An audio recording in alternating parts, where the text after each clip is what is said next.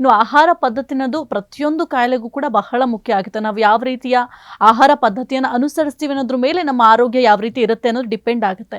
ಈ ಒಂದು heart attack ಇಂದ ದೂರ ಇರಬೇಕು ಅಂದ್ರೆ, ಜೊತೆಗೆ ನಮ್ಮ ಹೃದಯವನ್ನ ನಾವು ಹೆಲ್ತಿಯಾಗಿ ಇಟ್ಕೊಳ್ಬೇಕು ಅಂತಂದ್ರೆ ಯಾವ ಆಹಾರವನ್ನ ಸೇವನೆ ಮಾಡಬೇಕಾಗುತ್ತೆ. ಇದರ ಜೊತೆಗೆ ಈಗ ಗ್ಯಾಸ್ಟ್ರಿಕ್ ಸಮಸ್ಯೆ ಕೂಡ ಹೆಚ್ಚಾಗ್ತಾ ಇದೆ. ಹಾಗಾಗಿ ಎಷ್ಟೋ ಜನಕ್ಕೆ ಗೊತ್ತಿಲ್ಲ, ನಾನು 1 ಮೀಲ್ಸ್ ತಗೋತೀನಿ, 2 ಮೀಲ್ಸ್ ತಗೋತೀನಿ ಅಥವಾ 5 ಮೀಲ್ಸ್ ತಗೋತೀನಿ ಅಂತ ಯೋಚನೆ ಮಾಡ್ತಾರೆ. ಇದ್ರ ಬಗ್ಗೆನೂ ಕೂಡ ತಿಳಿಸ್ಕೊಡಿ. ಆಹಾರ ವಿಹಾರ ಅನ್ನೋದು ತುಂಬ ಇಂಪಾರ್ಟೆಂಟ್. ಬರೀ ಹಾರ್ಟ್ಗೆ ಒಂದೇ ಅಂತಲ್ಲ, ಪ್ರತಿಯೊಂದು ಕಾಯಿಲೆಗಳಿಗೂ ಇದು ಮೂಲ. ನಾವು ಇದನ್ನು ಬ್ಯಾಲೆನ್ಸ್ಡಾಗಿ ಮಾಡಿದಾಗ ಅಥವಾ ಚೆನ್ನಾಗಿ ನಾವು ಅದನ್ನು ಕಲ್ತ್ವಿ, ನಮಗೇನು ಬೇಕು, ಯಾವ ಆಹಾರ ತಿನ್ನಬೇಕು, ಯಾವ್ದು ಮಾಡಬೇಕು ಅನ್ನೋದನ್ನು ಕಲ್ತ್ಕೊಂಡ್ರೆ ಹಾರ್ಟ್ದು ಒಂದೇ ಅಲ್ಲ, ಎಲ್ಲ ಮೋಸ್ಟ್ 90% ಕಾಯಿಲೆಗಳನ್ನು ನಾವು ದೂರ ಇಟ್ಕೋಬೋದು.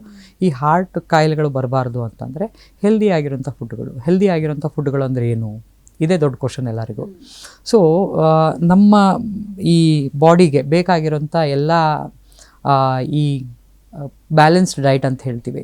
ಸೊ ಬ್ಯಾಲೆನ್ಸ್ಡ್ ಡಯಟ್ ಅಂತಂದರೆ ಇವಾಗ ನಾವು ತೊಗೊಳ್ಳೋಂಥ ಪ್ರೋಟೀನ್ ಆಯಿತು, ಕಾರ್ಬೋಹೈಡ್ರೇಟ್ ಆಯಿತು, ಫ್ಯಾಟ್ ಆಯಿತು, ಅಥವಾ ಯಾವ ಸೋರ್ಸಿಂದ ಇದನ್ನು ತೊಗೋತಾ ಇದ್ದೀವಿ, ಯಾವ ಆಹಾರ, ಎಲ್ಲದರಲ್ಲೂ ಕಾರ್ಬೋಹೈಡ್ರೇಟ್ ಇದ್ದೇ ಇರುತ್ತೆ, ಪ್ರೋಟೀನ್ ಇರುತ್ತೆ. ಬಟ್ ನನಗೆ ಸೂಟೇಬಲ್ ಆಗೋಂಥ ಕಾರ್ಬೋಹೈಡ್ರೇಟ್ ಯಾವುದು, ಇದರಲ್ಲಿ ನಾವು ಇನ್ನೂ ಸ್ವಲ್ಪ ಡೆಪ್ತಲ್ಲಿ ಹೋದರೆ ಇವಾಗ ಹೇಳ್ತಾ ಇರೋದೇನು ಅಂತಂದರೆ, ನನ್ನ ಬಾಡಿಗೆ ಬೇಕಾಗಿರೋಂಥ ಜೀನಿಗೆ ಯಾವ ಫುಡ್ ಸೂಟ್ ಆಗುತ್ತೆ ಅದು ನೋಡ್ತೀವಿ.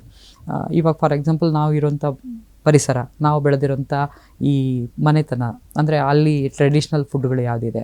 ನನಗೆ ಮೊನ್ನೆ ಒಬ್ಬರು ಕೇಳ್ತಾಯಿದ್ರು, ಸರ್ ಯಾವುದು ಆಯಿಲ್ ಬೆಸ್ಟ್ ಸರ್ ನಾನು ದಿನ ಯೂಸ್ ಮಾಡೋಕ್ಕೆ? ಒಬ್ಬರು ಹೇಳ್ತಾರೆ ಕೊಬ್ಬರಿ ಎಣ್ಣೆ ತಿನ್ನಿ ಅಂತಾರೆ, ಒಬ್ಬರು ಆಲಿವ್ ಆಯಿಲ್ ತಿನ್ನಿ ಅಂತಾರೆ, ಒಬ್ಬರು ಸನ್ಫ್ಲವರ್ ತಿನ್ನಿ ಅಂತಾರೆ, ಒಬ್ಬರು ಸಾಸಿವೆ ಎಣ್ಣೆ ತಿನ್ನಿ ಅಂತಾರೆ, ಕೆಲವೊಬ್ಬರು ಈ ಶೇಂಗಾ ಅಂದರೆ ಕಡಲೆ ಬೀಜದ ಎಣ್ಣೆ ತಿನ್ನು. ನಾನಂದರೆ ನಿಮ್ಮ ಮನೆ ಎಲ್ಲಿ ಅಂತ ಕೇಳಿದೆ. ನಾವು ಇಲ್ಲಿ ನಾರ್ತ್ ಕರ್ನಾಟಕದಲ್ಲಿ. ನಿಮ್ಮ ತಾತ ಮುತ್ತಾತ ಯಾವ ಎಲ್ಲಿ ತಿಂತಿದ್ರು? ನಮ್ಮದು ಶೇಂಗಾ ಅಂತ, ಇಲ್ಲ ಅಲ್ಲಿ ಒಂದು ಕುಸುಬೆ ಅಂತ ಬರುತ್ತೆ, 2 ತಿಂತಿದ್ರು. ನೀವು ಶೇಂಗಾ ಎಣ್ಣೆ ತಿನ್ನಿ. ಈಗ ಅವರು ನಾರ್ತ್ ಕರ್ನಾಟಕದಲ್ಲಿ ಇದ್ಕೊಂಡು ಅವ್ರು ಬೆಳೆಯೋಂಥ ಪರಿಸರ, ಆ ಕಡಲೆ ಅಥವಾ ಆ ಎಣ್ಣೆ ಯೂಸ್ ಮಾಡಿಕೊಂಡು ಅವ್ರ ಬಾಡಿ ಜೀನ್ಗೆ ಸೆಟ್ ಆಗಿರುತ್ತೆ.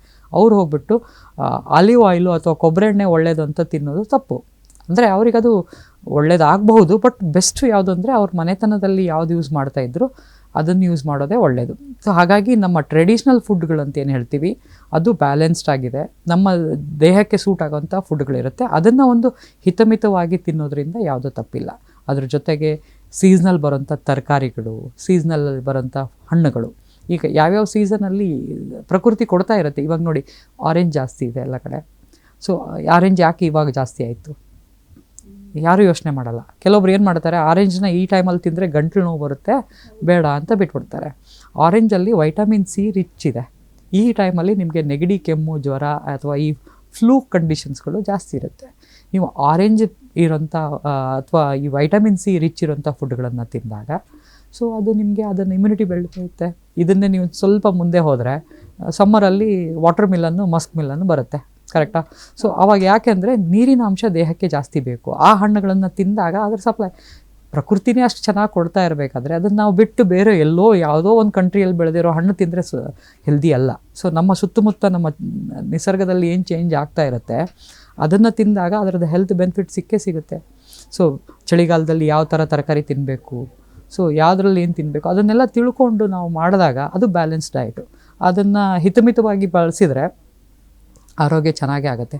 ಇದ್ರ ಜೊತೆಗೆ ಸ್ಟ್ರೆಸ್ಫುಲ್ ಲೈಫ್ ಅಂತ ಹೇಳ್ತೀವಿ. ಆ ಸ್ಟ್ರೆಸ್ಫುಲ್ ಲೈಫನ್ನು ತುಂಬ ಕಾಂಟ್ರಿಬ್ಯೂಷನ್ ಮಾಡುತ್ತೆ. ಖುಷಿಯಾಗಿರ್ಬೇಕು ಲೈಫಲ್ಲಿ. ಏನು ತೊಗೊಂಡ್ರು, ಯಾವುದೇ ಕೆಲಸ ಮಾಡಿದ್ರು, ಯಾವುದೇ ಆ್ಯಕ್ಟಿವಿಟಿ ಮಾಡಿದರು ಅಥವಾ ಏನೇ ಓದಿದ್ರು ಅದು ನನಗೆ ತೃಪ್ತಿ ಇರಬೇಕು. ಆ ತೃಪ್ತಿ ಜೀವನ ಮಾಡೋದೇನಿದೆಯಲ್ಲ that is also prevents heart problem. ಅದ್ರ ಜೊತೆಗೆ ಈ physical activity that is very very important. ಇವತ್ತಿನ ದಿನ ನಾವೆಲ್ಲ ಬರೀ ನಮ್ಮ ಕೆಲಸಗಳನ್ನು ಟೇಬಲ್ಲು, ಚೇರ್ ಮೇಲೆ ಕೂತ್ಕೊಂಡು ಮಾಡೋಂಥದ್ದು.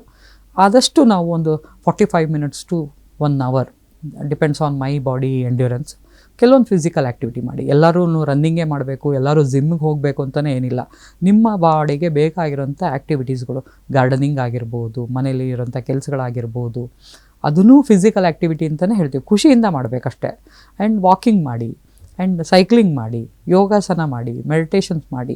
ಇದು ನಿಯಮಿತವಾಗಿರಬೇಕು. ಇದು ವೀಕೆಂಡ್ ಆಗಬಾರ್ದು. ಎಷ್ಟೊಂದು ಜನ ಹೇಳ್ತಾರೆ ನಂಗೆ ಟೈಮ್ ಸಿಗಲ್ಲ, ಸಾಟರ್ಡೆ ಸಂಡೇ 2 ಅವರ್ ಮಾಡ್ತೀನಿ. ತಪ್ಪು. ಒಂದೇ ದಿನ ಅಷ್ಟೊಂದು ಮಾಡೋದು ತಪ್ಪು.